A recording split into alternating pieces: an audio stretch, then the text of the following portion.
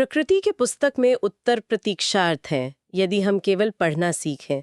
महान जीव विज्ञानी ईओ विल्सन की ये बात हमें याद दिलाती है कि समझना कितना ज़रूरी है, खासकर जब बात हमारी धरती की विविधता की हो। और आज हम भारत की एक ऐसी ही बहुत महत्वपूर्ण कोशिश पे गहराई से बात करने वाले हैं। देश अपनी पहली राष्ट्रीय रेड लिस्ट बनाने की एक महत्वाकांक्षी योजना पे काम शुरू कर रहा है। जी। सुनने में ये शायद थोड़ा तकनीकी लगे, लेकिन असल में ये भारत की जैव विविधता, मतलब हमारी अनमोल पेड़ पौधों और जीव जंतुओं की दुनिया को बचाने की दिशा में एक बहुत बड़ा और बहुत ज़रूरी कदम है। हमारी आज की ये चर्चा हाल ही में इंडियन एक्सप्रेस में छपे एक लेख पर आधारित है। इसमें अबू धाबी में हुई IUCN विश्व संरक्षण कांग्रेस में हुई इस महत्वपूर्ण घोषणा का जिक्र है। तो चलिए इस पूरी पहल को जरा खोलते हैं, परत दर परत। हमारा मकसद है इसे बारीकी से समझना कि भाई ये आखिर है क्या, क्यों जरूरी है ये IUCN रेड लिस्ट, जैविक विविधता पर कन्वेंशन यानी CBD और वो Kunming Montreal global biodiversity framework KMGBF जैसे वैश्विक प्रयासों से कैसे जुड़ता है। और सबसे महत्वपूर्ण, भारत की वनस्पतियों और जीवों के भविष्य के लिए इसके मायने क्या हैं। देखिए, ये चर्चा खास तौर पे UPSC की तैयारी कर रहे अभ्यर्थियों के लिए तो महत्वपूर्ण हो सकती है। करंट अफेयर्स GS पेपर 3 का पर्यावरण वाला हिस्सा। बिल्कुल। और यकीनन उन सभी के लिए भी जो अपने देश की प्राकृतिक विरासत के बारे में जानना चाहते हैं। तो सबसे पहले ये राष्ट्रीय रेड लिस्ट मूल्यांकन, आखिर ये चीज़ क्या है। जैसा कि स्रोत में बताया गया है, ये भारत में पहली बार हो रहा है कि लगभग 11,000 प्रजातियों का, जी 11,000, हाँ, जिनमें करीब 7,000 वनस्पतियों और 4,000 जीव जंतु शामिल हैं, उनके विलुप्त होने के जोखिम का बड़े पैमाने पर आकलन किया जाएगा। ये कोई छोटा मोटा काम नहीं है, ये 5 साल की लंबी परियोजना है। 2025 से शुरू होकर 2030 तक चलेगी। बिल्कुल। 11,000 प्रजातियां सुनने में तो बहुत लगता है। हाँ। हालांकि ये जानना भी जरूरी है कि ये भारत की जो कुल ज्ञात प्रजातियां हैं उनका एक हिस्सा ही है, पर इसका असली लक्ष्य संख्या से भी बढ़कर है। इसका उद्देश्य है एक ऐसी राष्ट्रीय स्तर पर समन्वित, भागीदारीपूर्ण और वैज्ञानिक रूप से मजबूत रेड लिस्टिंग प्रणाली स्थापित करना। अच्छा। जो भारत की जैव विविधता की संरक्षण स्थिति का सटीक और विश्वसनीय चित्रण कर सके। और जैसा आपने कहा, ये IUCN अंतर्राष्ट्रीय प्रकृति संरक्षण संघ, उसकी विश्व प्रसिद्ध रेड लिस्ट पद्धति पर आधारित होगी। हम कोई नई विधि नहीं बना रहे, बल्कि वैश्विक मानकों को अपना रहे हैं। और ये IUCN पद्धति ये काम कैसे करती है? इसमें अलग अलग श्रेणियां हैं, है ना? हाँ, यही इसकी खासियत है। ये प्रजातियों को उनके विलुप्त होने के तात्कालिक जोखिम के आधार पर अलग अलग श्रेणियों में बांटती है। आपने नाम सुने होंगे, जैसे विलुप्त, एक्सटिंक्ट, जंगल में विलुप्त, एक्सटिंक्ट इन द वाइल्ड। हाँ, सुना है। फिर खतरे की 3 श्रेणियां हैं। गंभीर रूप से संकटग्रस्त, क्रिटिकली एंडेंजर्ड, मतलब विलुप्त होने का खतरा बहुत ही ज्यादा है। फिर संकटग्रस्त, एंडेंजर्ड, और असुरक्षित। ओके। इसके बाद आती है निकट संकटग्रस्त, जो अभी खतरे में नहीं है पर हो सकती हैं, कम चिंताजनक, लीस्ट कंसर्न। और 2 बहुत महत्वपूर्ण श्रेणियां, डेटा की कमी, अच्छा। इनके बारे में पर्याप्त जानकारी ही नहीं है, और मूल्यांकन नहीं किया गया, नॉट इवैल्यूएटेड। ये जो वर्गीकरण है, ये महज कोई अकादमिक अभ्यास नहीं है। ये नीति निर्माताओं, वन्यजीव वैज्ञानिकों और संरक्षण के काम में जुटे लोगों के लिए एक तरह से दिशा दिखाने वाला नक्शा है। इससे पता चलता है कि भाई किन प्रजातियों पर तुरंत ध्यान देने की जरूरत है, ताकि जो सीमित संसाधन है, पैसा, समय, विशेषज्ञता, वो सही जगह लगाए जा सकें और विलुप्ति के कगार पर खड़ी प्रजातियों को बचाया जा सके। ये समझना वाकई महत्वपूर्ण है कि ये श्रेणियां सिर्फ लेबल नहीं बल्कि एक्शन के लिए गाइड है। बिल्कुल। और इस घोषणा का स्थान भी खास है, अबू धाबी में IUCN विश्व संरक्षण कांग्रेस, साथ ही इसे भारत की जैविक विविधता पर कन्वेंशन CBD और Kunming Montreal global biodiversity framework KMGBF के तहत प्रतिबद्धताओं से जोड़ा गया है। यहाँ बात वाकई दिलचस्प हो जाती है। इन वैश्विक समझौतों और मंचों का इस राष्ट्रीय पहल से क्या लेना देना है? हाँ, ये देखना बहुत दिलचस्प है कि ये सब कैसे जुड़ा हुआ है। देखिए, IUCN कोई छोटा मोटा समूह नहीं है। ये 160 देशों की सरकारों और हजारों नागरिक समाज संगठनों का एक बहुत बड़ा वैश्विक नेटवर्क है, जी, जो प्रकृति संरक्षण के लिए मानक तय करता है और ज्ञान साझा करता है। विश्व संरक्षण कांग्रेस, जो हर 4 साल में होती है, वो दुनिया भर के संरक्षण विशेषज्ञों और नीति निर्माताओं को एक साथ लाती है ताकि वैश्विक प्राथमिकताएं तय की जा सकें। अच्छा। तो भारत का इस मंच पर अपनी राष्ट्रीय रेड लिस्ट की घोषणा करना ये एक बड़ा संकेत है। ये दिखाता है कि भारत न केवल अपनी जैव विविधता के प्रति चिंतित है, बल्कि अंतर्राष्ट्रीय संरक्षण समुदाय के साथ मिलकर काम करने और वैश्विक मानकों को अपनाने के लिए भी प्रतिबद्ध है। और CBD और KMGBF ये क्या भूमिका निभाते हैं इसमें? देखिए, CBD यानी जैविक विविधता पर कन्वेंशन एक अंतर्राष्ट्रीय संधि है। इसके तहत सदस्य देश अपनी जैव विविधता के संरक्षण और सतत उपयोग के लिए प्रतिबद्ध हैं।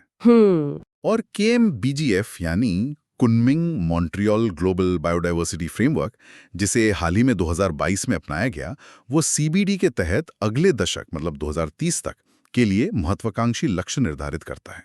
ओके। और इसका एक प्रमुख लक्ष्य है, टारगेट 4 कहते हैं उसे, कि सदस्य देश अपनी जैव विविधता की स्थिति की निगरानी और मूल्यांकन को मजबूत करें, जिसमें प्रजातियों के विलुप्त होने के जोखिम का आकलन भी शामिल है।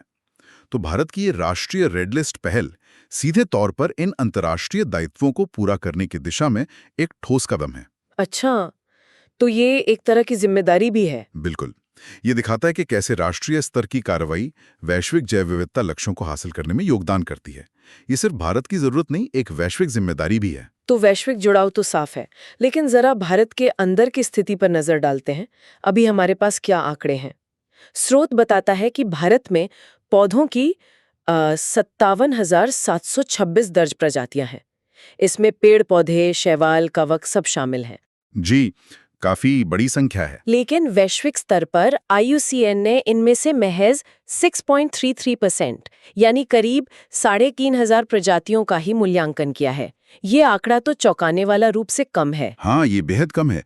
और जीवों के मामले में भी तस्वीर कुछ ऐसी ही है। भारत में 1,04,561 दर्ज जीव प्रजातियां हैं, लेकिन IUCN रेड लिस्ट के लिए वैश्विक स्तर पर इनमें से केवल 7,516 यानी लगभग 7.2% का ही मूल्यांकन हुआ है। सिर्फ 7.2%? हाँ, इन आंकड़ों का मतलब समझिए। भारत अपनी 93% से ज्यादा ज्ञात प्रजातियों के विलुप्त होने के जोखिम से वैश्विक स्तर पर लगभग अनजान है। बाप रे! ये संरक्षण के लिहाज से अंधेरे में तीर चलाने जैसा है, जहां हमें पता ही नहीं कि कौन ज्यादा खतरे में है और हमारे प्रयास कहां लगने चाहिए। और जिन थोड़ी सी प्रजातियों का मूल्यांकन हुआ भी है, उनसे क्या पता चलता है? क्या स्थिति संतोषजनक है? बिल्कुल नहीं। परिणाम गंभीर तस्वीर पेश करते हैं। स्रोत के अनुसार जिन भारतीय प्रजातियों का मूल्यांकन IUCN ने किया है, उनमें से 1,012 प्रजातियां यानी मूल्यांकित प्रजातियों का 13.4% हिस्सा संकटग्रस्त श्रेणियों में है, मतलब क्रिटिकली इंडेंजर्ड या वल्नरेबल। 13% से ज्यादा? हाँ, ये एक बड़ी संख्या है। इसके अलावा 289 प्रजातियां निकट संकटग्रस्त यानी वो भी खतरे के करीब हैं। लेकिन शायद सबसे चिंताजनक आंकड़ा यह है कि मूल्यांकित प्रजातियों का एक बड़ा हिस्सा, लगभग 13.8%, डेटा की कमी वाली श्रेणी में है। डेटा की कमी, इसका ठीक क्या मतलब हुआ? इसका सीधा मतलब है कि हमारे पास इन प्रजातियों की आबादी, उनके वितरण क्षेत्र या उन पर मंडरा रहे खतरों के बारे में इतनी कम जानकारी है कि हम ये तय नहीं कर पा रहे कि वे सुरक्षित हैं या खतरे में हैं। ये एक बहुत बड़ा ज्ञान अंतर है, नॉलेज गैप जिसे कहते हैं। सोचिए, जब हमें पता ही नहीं है तो हम उनके संरक्षण की योजना कैसे बनाएंगे? हो सकता है इनमें से कई प्रजातियां असल में गंभीर रूप से संकटग्रस्त हों, लेकिन जानकारी के अभाव में उन पर ध्यान ही ना जा रहा हो।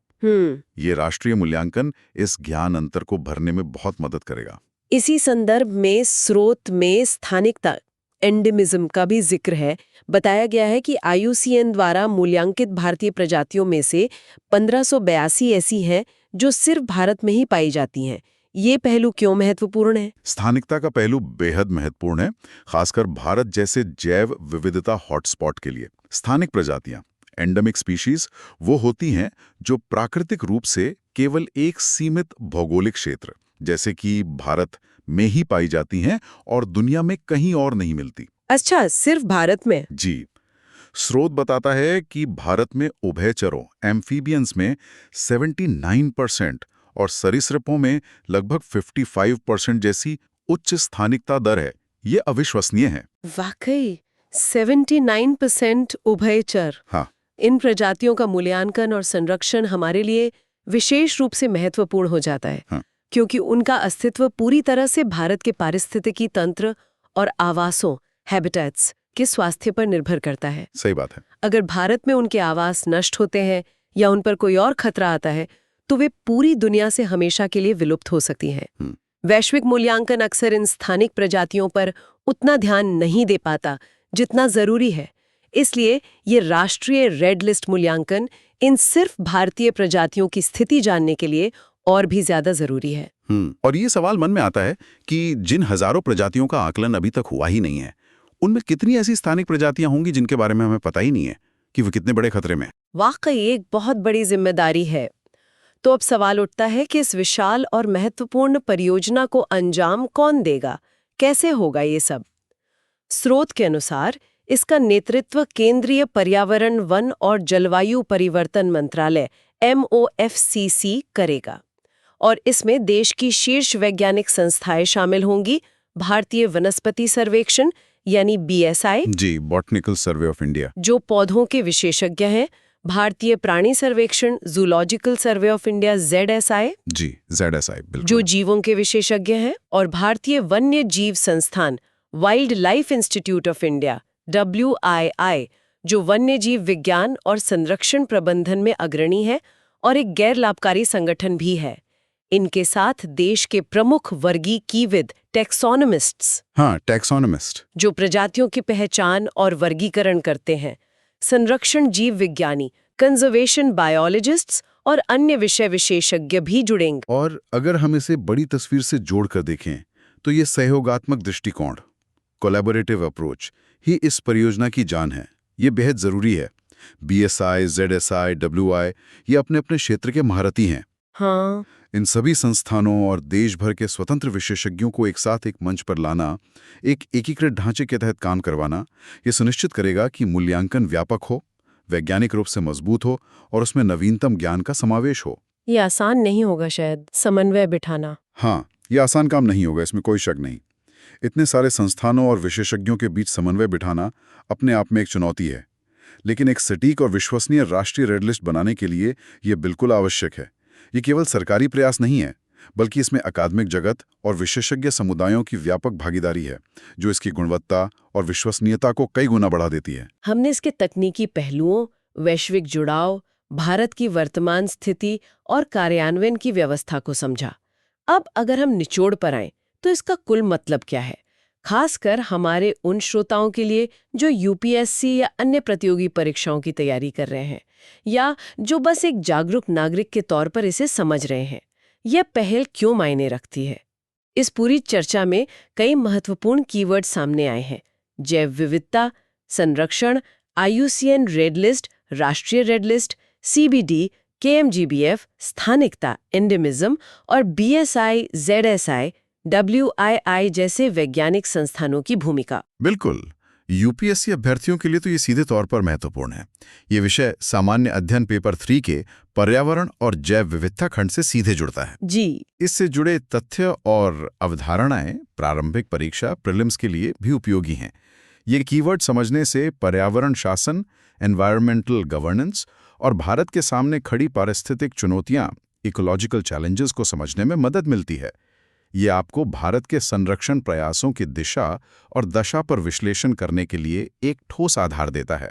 और परीक्षाओं से इतर आम नागरिक के लिए इसका क्या महत्व है? परीक्षाओं से परे इसका महत्व कहीं ज्यादा गहरा है। अपने देश की राष्ट्रीय जैव विविधता का स्वास्थ्य कैसा है, कौन सी प्रजातियां खतरे में हैं, क्यों हैं, ये जानना सतत विकास, सस्टेनेबल डेवलपमेंट के लिए जरूरी है। हमारा भोजन, पानी, हवा सब कुछ स्वस्थ पारिस्थितिकी तंत्र पर निर्भर करता है और जैव विविधता उसका आधार है। पारिस्थितिक संतुलन बनाए रखने के लिए ये जानकारी महत्वपूर्ण है और सबसे बढ़कर ये एक जागरूक और सूचित नागरिक समाज, इन्फॉर्म्ड सिटीजनशिप के निर्माण के लिए आवश्यक है। सही कहा। ये सिर्फ आंकड़े जुटाना नहीं है, ये हमारी साझी प्राकृतिक विरासत, नेचुरल हेरिटेज के भविष्य को सुरक्षित करने की दिशा में एक अनिवार्य कदम है। जब हमें सटीक जानकारी होगी, तभी सरकार प्रभावी संरक्षण नीतियां बना पाएगी और नागरिक समाज उनकी निगरानी और समर्थन कर सकेगा। ये ज्ञान सिर्फ सरकार या वैज्ञानिकों के लिए नहीं, बल्कि हम सब के लिए है, ताकि हम सब मिलकर अपनी धरती की रक्षा कर सकें। तो संक्षेप में कहें तो भारत अपनी विशाल और अनूठी जैव विविधता की संरक्षण स्थिति को गहराई से समझने और उसे बचाने की दिशा में एक बड़ी, महत्वाकांक्षी और बेहद जरूरी राष्ट्रीय पहल शुरू कर रहा है। जी हाँ। ये पहल न केवल वैश्विक मानकों के अनुरूप है और अंतर्राष्ट्रीय प्रतिबद्धताओं को पूरा करती है, बल्कि इसमें देश की सर्वश्रेष्ठ वैज्ञानिक विशेषज्ञता भी शामिल है।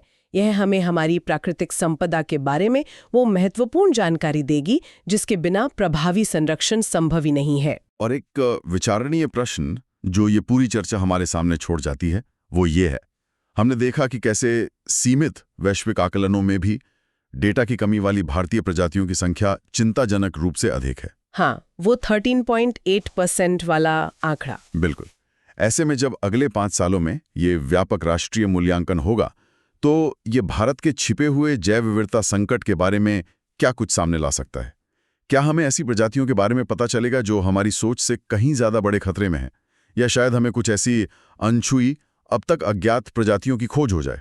ये तो बहुत रोमांचक भी हो सकता है। हाँ, ये प्रक्रिया निश्चित रूप से कुछ अप्रत्याशित चुनौतियां और शायद कुछ चौंकाने वाली खोजें सामने लाएगी। ये देखना बेहद महत्वपूर्ण होगा कि आंकड़े हमें क्या कहानी बताते हैं। निश्चित रूप से ये एक ऐसी पहल है जिस पर हम सभी को आने वाले वर्षों में नजर रखनी चाहिए, क्योंकि इससे मिलने वाली जानकारी भारत के पर्यावरण और भविष्य के लिए निर्णायक साबित हो सकती है। यूपीएससी अभ्यर्थियों और सामान्य श्रोताओं को संबोधित करते हुए, अगर आपको आज की ये चर्चा जानकारीपूर्ण लगी और आप भारत की जैव विविधता, पर्यावरण और ऐसे ही महत्वपूर्ण विषयों पर गहरी जानकारी चाहते हैं तो हमारे इस प्रयास का समर्थन करें। इस चर्चा को लाइक करें, चैनल को सब्सक्राइब करें। जी बिल्कुल। और अगर आपके मन में इस विषय से जुड़े कोई प्रश्न या विचार हैं तो नीचे टिप्पणी में जरूर साझा करें, हम उन पर गौर करने और जवाब देने की पूरी कोशिश करेंगे।